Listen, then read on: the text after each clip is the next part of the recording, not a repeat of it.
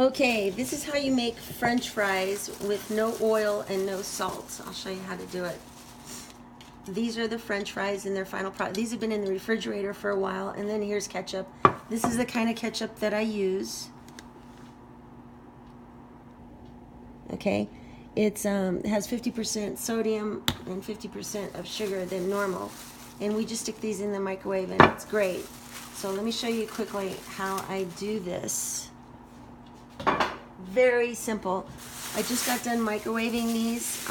I did them in the bag. Okay, as long as the bag doesn't have a hole in it, you put a little bit of water inside the bag just in case you're traveling and you don't have a pot to I was gonna say a pot to piss in. No, a pot to cook in. So I just stick them in the bag. You stick this whole thing in the microwave, seal it tight, and the steam will actually cook your potatoes. Okay. And some people are afraid of microwaves. Don't be afraid. Just go to Dr. Greger's website, nutritionfacts.org, and microwaves actually are better than even boiling vegetables. Okay, it actually keeps the nutrients in, and microwaves do not destroy you. Okay, like a lot of people tell you. They completely discredited that. And so it's under nutritionfacts.org under Dr. Greger, and look at his microwave study. Okay, so this is how you do this. I'm going to be doing, let's see.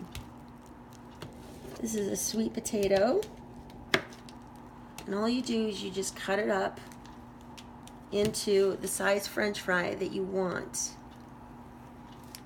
Now, notice how they're nice and soft is because I microwave them first. And I put them in the microwave this quantity for about 10 minutes, and they got nice and soft. And you kind of have to feel with your finger, you know, the squishiness of it. And sometimes I eat these like apples. Just eat it plain like this when I'm in a super rush.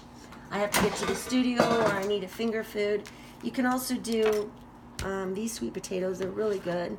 They're orange on the inside as well. I'll do that in the second batch.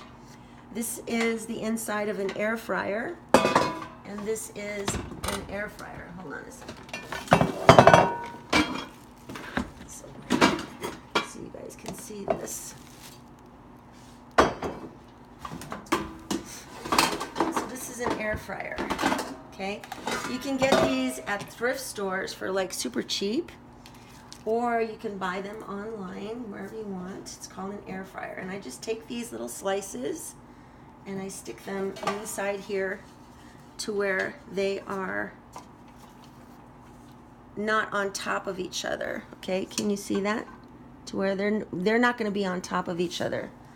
I'll just probably take the camera and show you the final product. Now, it doesn't allow you to do like a whole lot, but it gets the job done. Oh, I forgot the most important part. Okay, hang on a second. There's this stuff. It is, you get it in beans. And if you go buy a can of beans at the store, the liquid from the beans is called aquafaba. Okay? Aquafaba. It's either aquafaba or aquafaba. I can't remember. But anyway, this is just bean liquid, all right? Like canola beans, kidney beans, black beans, or whatever beans. You use this to spray the bottom like oil, okay? So instead of using Pam or whatever, I stick this in a spray bottle, and I spray the whole thing, and it makes the French fries less sticky to the pan. Okay, because when you stop using oil, there's a few tricks you got to use to start cooking. Okay, so that helps with the French fries not sticking to the bottom of this air fryer. And you can do that for all kinds of stuff. I use aquafaba in place of egg whites or eggs in recipes. You can also use it for to create meringue. You just go on YouTube and you'll see tons of video on how to use aquafaba. It's an amazing thing.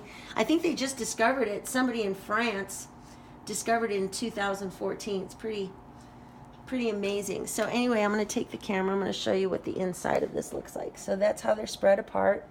Now I'm going to take this and I stick it inside the air fryer.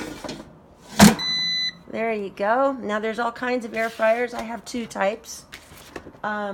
This one is a little bit more fancy. Put that there. And there's a little French fry sign. Can you see that? Right there, little French fries. And it just starts. Look, it's going to go for 18 minutes at 400 degrees. Sometimes I like to take them out, and you can just pull it out in the middle at like about 12 minutes and move them, scrape them around a little bit, move them around so that the undersides can also get done. And then there are other times where I forgot to take them out, and it was fine. It was perfectly fine. So that's how you make French fries and ketchup. Actually, that's just how you make French fries. And the next time I'm going to be using a yam to do the same thing. You can also use jicama and any other type of starchy vegetable that you... I tried turnips. They were pretty good. Turnips and parsnips. They were also really good as a French fry. And you can use...